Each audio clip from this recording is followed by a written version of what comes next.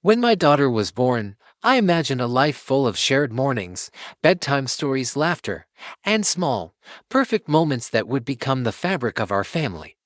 I pictured us navigating the world together, hand in hand, teaching her about love, trust, and the stability of a home built on mutual care. My wife, ambitious and driven, had her own vision of success, and I respected it. I thought we could balance it, that the pursuit of her career would coexist with the warmth and presence our daughter needed. At first, it seemed possible. My wife tried in her own way to engage with our daughter despite long hours and business trips. Birthdays were celebrated with a rush of energy before she left again. Weekends were occasionally spent together as a family, and there were moments of affection and laughter. I clung to those glimpses of connection, hoping they would be enough to sustain the bond we all needed. But as the years passed, the reality became undeniable. Work consumed her, and our daughter felt its absence more keenly than any words could express. Our 10-year-old began to retreat into herself, a quietness that spoke louder than any protest. She no longer sought her mother's attention, no longer asked questions or shared her thoughts. Meals became silent affairs when my wife was home, punctuated only by the sound of dishes and the occasional sigh. The energy that had once animated our family space was gone, replaced by a tension neither of us could entirely articulate. The warmth and presence that children crave from a parent were replaced by absence and preoccupation. I watched our daughter struggle to reconcile her love for her mother with the constant disappointment she felt. She learned early on that her mother's attention was conditional, fragmented by meetings, deadlines, and business obligations. Her gaze would often drift toward the door, anticipating departure rather than presence, and I felt a profound helplessness as I observed the erosion of trust. The absence of engagement, even during moments that should have been sacred, created a chasm that neither time nor explanation seemed capable of bridging. I became hyper-aware of the subtle ways our daughter's resentment manifested. Small gestures, once innocent, became indicators of distance. She refused hugs, she avoided eye contact, and she spoke minimally, often retreating to her room with books or drawing materials. The energy she once directed toward sharing her life with her mother was now channeled inward, a protective mechanism against repeated disappointment. I realized that the love she felt for her mother was being replaced by frustration, bitterness, and a growing sense of abandonment. It was not a sudden transformation. The shift happened gradually, almost imperceptibly, like water eroding stone. Days blurred into weeks, weeks into months.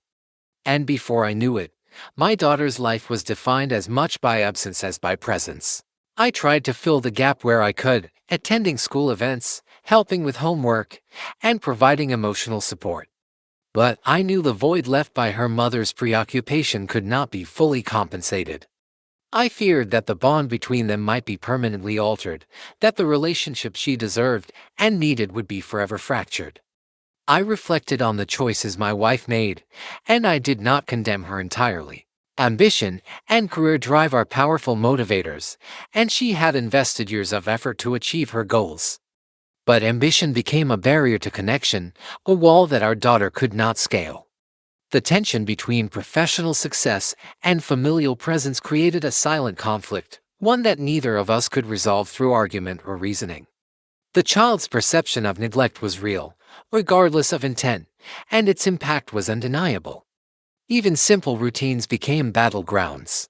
Mornings, which should have been filled with laughter and preparation for school, were often punctuated by my wife's preoccupation with emails or calls. Bedtimes, which could have been moments of storytelling and closeness, were frequently abbreviated or skipped altogether. Holidays and celebrations were overshadowed by last-minute commitments or rescheduled plans. Our daughter internalized these patterns, learning that her mother's priorities consistently outweighed hers. I noticed the long-term consequences emerging. Our daughter developed a guarded demeanor, cautious in forming attachments beyond immediate family. She questioned whether her needs mattered, whether love could coexist with neglect, and whether she could rely on anyone fully. I observed how carefully she navigated interactions, how she measured expectations and managed disappointment. The resilience she demonstrated was remarkable, but it came at the cost of intimacy, vulnerability, and trust in the parent-child relationship. The flat, our shared home, bore witness to these dynamics. It was supposed to be a place of refuge, of warmth and security, but instead it often reflected the tension and distance that had grown between mother and child. I tried to maintain a semblance of harmony, ensuring that meals, routines, and celebrations offered continuity and comfort. Yet, the absence of authentic maternal engagement left a void that could not be bridged by structure alone. I understood that walls, furniture, and even affection from me could not replace the presence and attention of a parent who was consistently unavailable. I worried about the future. 10 years of subtle neglect had already left a mark, and I feared how it might shape her adolescence and adult life. The lessons she internalized about love, priorities, and attention would influence her self-worth, relationships, and capacity for trust. I recognized that intervention had to be deliberate and consistent. That rebuilding the relationship would require not only awareness from her mother but also patience, understanding, and humility. Despite the challenges, I refused to abandon hope.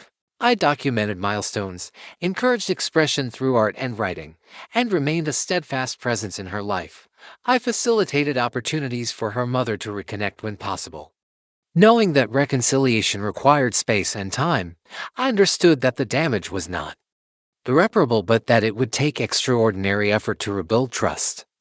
Especially after a decade of absence, the flat became both sanctuary and classroom, a space where resilience was nurtured and lessons about human relationships were taught through lived experience. Every quiet dinner, every moment of play, every shared victory became a subtle act of rebuilding.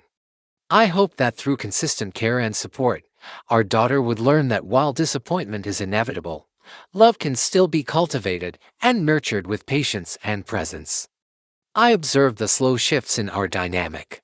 Occasionally, my daughter would glance toward her mother with curiosity, hesitate, then return to her activities. These moments were fleeting, but they were signs of possibility, small openings in a wall that had taken years to build. I remained vigilant, recognizing that even small gestures of engagement, when consistent, could lay the foundation for gradual restoration. Time has taught me that presence is as critical as intent. The lessons of childhood are rooted not in promises or explanations, but in lived experience.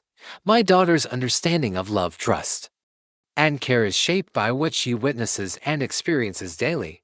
Her mother's absence has created tangible consequences, yet it has also offered opportunities for reflection, growth, and intentional repair. As I watch her develop into an independent, thoughtful, and perceptive young person, I understand the complexity of human relationships and the delicate balance between ambition and attention. The flat remains a symbol of stability, a constant in a life that has been complicated by absence and neglect. It is a reminder that love must be active, visible, and sustained to have enduring impact. Ultimately, the story of our family is one of struggle, adaptation, and resilience. The lessons embedded within our flat, our routines, and our interactions offer both cautionary insight and hope. My daughter's silence toward her mother is painful, but it is also a reflection of awareness, self-protection, and the deep human need for consistent presence. Through this experience, I have learned that nurturing a child requires more than provision, intention, or good intentions. It requires time, attention, and presence. It demands that priorities align with the emotional and psychological needs of the child, that milestones are shared authentically, and that love is demonstrated through consistent engagement. Even in the face of long-standing neglect, there is potential for renewal. The process is slow, fragile, and requires humility from all involved. My daughter's eventual willingness to reconnect, to observe, and to cautiously engage with her mother will depend on deliberate effort, patience, and the restoration of trust. The flat, as a space of continuity and witness, will continue to play a vital role in this journey, offering stability, safety, and the quiet assurance that home is not defined by perfection but by commitment, care, and enduring presence. As my daughter entered her teenage years, the distance between her and her mother became more pronounced. The 10-year-old quiet girl had grown into a perceptive adolescent, cautious in her interactions and deliberate in her choices.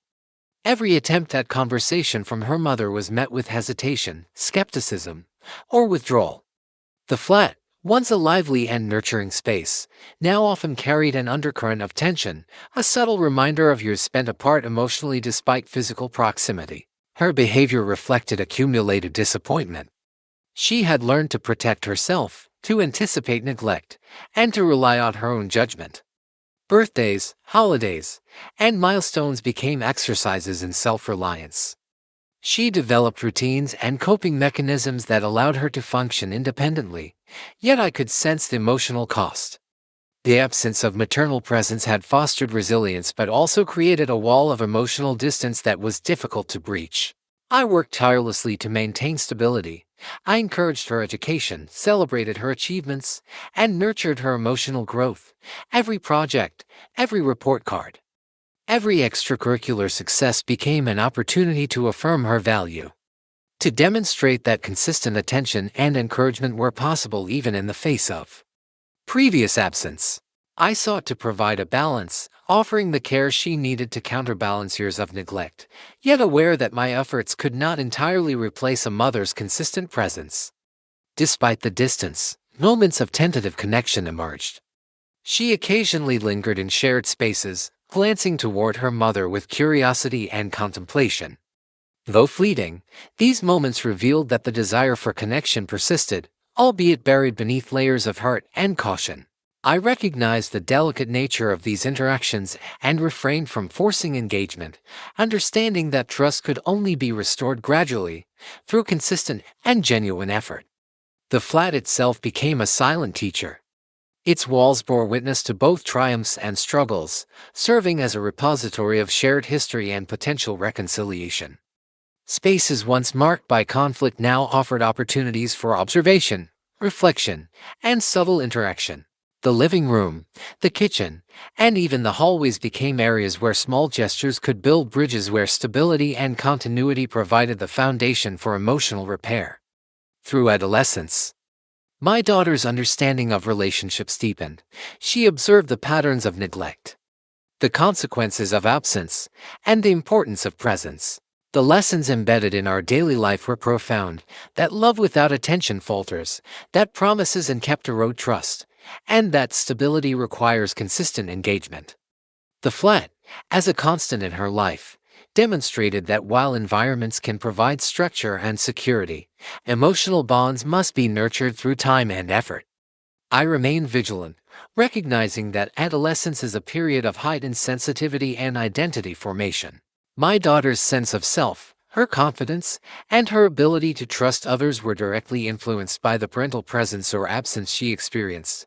I understood that the flat, though a physical sanctuary, could not alone heal the rift. It could, however, offer continuity, safety, and a space where gradual connection could occur without pressure or expectation. The pattern of distance persisted, but my perspective evolved. I realized that reconciliation would not be immediate or complete. It required patience, humility, and a willingness from her mother to prioritize presence over ambition, even temporarily. Every opportunity to demonstrate genuine care, attending school events, participating in shared activities, or simply being physically present offered incremental progress. I documented these moments, noting subtle improvements, small gestures, and tentative attempts at engagement. As my daughter navigated friendships, school challenges, and the complexities of adolescence, I observed how the legacy of neglect influenced her interactions. She approached relationships cautiously, assessed intentions carefully, and guarded her emotions, yet she also demonstrated remarkable empathy, resilience, and thoughtfulness, qualities shaped in part by the example of patience, consistency, and support she received from me. The flat, as a stable and predictable environment, reinforced these lessons, offering both security and a framework for understanding human behavior. Over time, the flat became a symbol not only of past neglect but also of potential restoration, continuity, familiarity, And safety allowed my daughter to explore reconciliation at her own pace. She began to test boundaries, observe changes, and measure consistency. Small gestures, shared meals, joint projects, and quiet shared time became opportunities to rebuild trust, though the emotional distance could not be erased entirely. The space provided a platform for gradual healing, demonstrating that persistence and care can foster connection even after prolonged absence. Reflecting on these years, I recognize the complexity of human relationships and the interplay between ambition, responsibility, and emotional presence. My wife's workaholism had created a tangible impact, shaping our daughter's behavior, perceptions, and coping strategies. Yet, the flat, as a constant and stable environment, allowed for intervention, support, and the possibility of restoring bonds over time. The lessons learned within its walls were profound: that love must be demonstrated consistently, that trust is fragile, and that perseverance can mitigate the consequences of past neglect. Even as my daughter approached late adolescence, the flat continued to serve as a bridge. The routines, the stability, and the familiarity provided a sense of continuity. While incremental efforts at engagement created openings for connection, I observed moments of tentative warmth, brief interactions that hinted at reconciliation, and subtle acknowledgments of maternal presence. These moments, though fragile, were significant indicators of potential healing. Ultimately, the flat became more than a home. It became a testament to resilience, persistence, and the enduring impact of environment on emotional development. It embodied the lessons of childhood neglect and the possibilities of redemption. Through years of absence, vigilance, and support, I nurtured a space that allowed my daughter to navigate her emotions safely, develop resilience, and explore the potential for repairing broken bonds. The story of our family, reflected in the flat, is one of struggle, adaptation, and cautious hope. It is a reminder that neglect leaves scars, but consistent effort, presence, and stability can foster resilience and open the door for eventual reconciliation.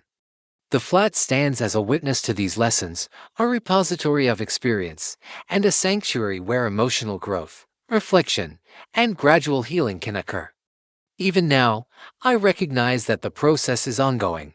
My daughter's relationship with her mother will evolve slowly, shaped by trust rebuilt through time, consistency, and deliberate engagement. The flat will continue to play a critical role, offering safety, continuity, and the quiet reminder that stability is essential for healing, growth, and the restoration of human connection. As my daughter transitioned into adulthood, the flat remained a constant in our lives, a stable anchor against the unpredictable tides of experience. Leaving for college was a moment both filled with pride and tinged with nostalgia. She carried with her the lessons embedded in the flat, the memories of care, vigilance, and quiet resilience. Though the emotional distance with her mother persisted, she left equipped with an understanding of boundaries, self-worth, and the importance of consistency in relationships. The flat, now quieter with her absence, became a place for reflection. Its walls, once filled with the sounds of childhood, laughter, and occasional conflict, now held echoes of the past.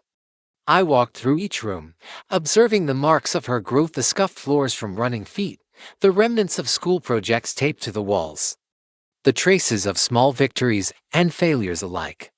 Each corner told a story of perseverance, patience, and the complicated dance between presence and absence. I understood that my efforts to provide stability had not only shaped her experience but also prepared her to navigate the world independently. Though her mother's neglect had left scars, the flat had served as a protective environment, allowing her to develop resilience without sacrificing her sense of security entirely. It was a testament to the quiet power of consistency, care, and intention. Over the years, her visits back to the flat became opportunities for tentative reconnection. She approached these moments cautiously, measuring engagement, observing sincerity, and testing boundaries. Her mother, slowly recognizing the consequences of her prolonged absence, began to adjust, making deliberate efforts to prioritize presence over work. Though imperfect, these gestures marked the beginning of gradual healing, small threads weaving a bridge across the gap years of neglect had created. Through observation, I saw the evolution of their relationship. The distance, once defined by resentment and silence, began to soften. My daughter acknowledged gestures of care, albeit hesitantly. And the flat provided a safe space for these fragile attempts at connection. Its continuity, familiarity, and quiet presence offered a canvas on which new patterns could be painted, patterns of trust, accountability, and measured intimacy. The flat's influence extended beyond the mother-daughter dynamic. My daughter's approach to relationships, work, and responsibility reflected the lessons it had instilled. She navigated challenges with thoughtfulness, considered the consequences of her actions, and valued consistency in herself and others. I recognized that these qualities, cultivated within the protective environment of the flat, had been essential in shaping her adulthood. As she moved further into her own life, graduating, establishing a career, and eventually creating her own space, the flat remained a reference point. Its presence and memory provided clarity, perspective, and a model for the balance between care, attention, and personal responsibility. The lessons learned there informed her choices, shaping her approach to relationships and her understanding of the interplay between love, absence, and accountability. Occasionally, she returned for longer visits, and the flat became a site of reflection, reconciliation, and quiet observation. We observed subtle shifts in the dynamics, a willingness to engage in conversation, tentative efforts to bridge gaps, and recognition of past shortcomings. The mother-daughter relationship, though imperfect, began to evolve. Small gestures accumulated over time, illustrating that even after years of neglect, consistent effort and presence could foster incremental healing. I realized that the flat had become a living testament to the complexity of family dynamics. It held the scars of absence, the echoes of resilience, and the potential for repair. Its walls bore witness to both the mistakes and the efforts to correct them, demonstrating that home is not merely a physical space but a crucible in which values, identity, and relationships are forged. Through reflection, I understood the depth of its influence. The flat had provided stability amidst chaos, continuity amidst change, and a safe space for emotional growth. It had allowed my daughter to develop resilience in the face of neglect, to cultivate empathy and discernment, and to navigate her world with the confidence derived from consistent support even when maternal presence had been limited. The eventual reconciliation with her mother, tentative as it was, highlighted the enduring significance of the flat. It was a neutral, familiar ground where past grievances could be observed without immediate confrontation, where trust could be rebuilt gradually through shared space and deliberate effort. The home itself, through its continuity and structure, facilitated a framework for mending relationships that words alone could not achieve. In observing this evolution, I recognized the broader lesson of the flat, that stability, care, and intentionality can mitigate the consequences of absence and neglect. It had served as a protective cocoon, a silent teacher, and a repository of history, shaping both the parent and the child over the course of years. Its influence extended beyond physical walls, embedding lessons of resilience, responsibility, and the importance of presence into the very fabric of our lives. Even now, as my daughter continues to forge her path independently, the flat remains central to our narrative. It is a monument to perseverance, a witness to growth, and a reminder that relationships, though strained, can evolve when nurtured with consistency, patience, and intentionality. Its value transcends material worth, embodying the complex interplay between love, absence, and the enduring impact of a stable home environment. Ultimately, the flat stands as a testament to the enduring power of care and presence. It has witnessed neglect, resilience, and gradual reconciliation. It has shaped identity, guided behavior, and provided a foundation for growth. Through its walls, our daughter learned lessons that will carry her into adulthood, and through its continuity, she discovered the possibility of forgiveness, connection, and emotional restoration.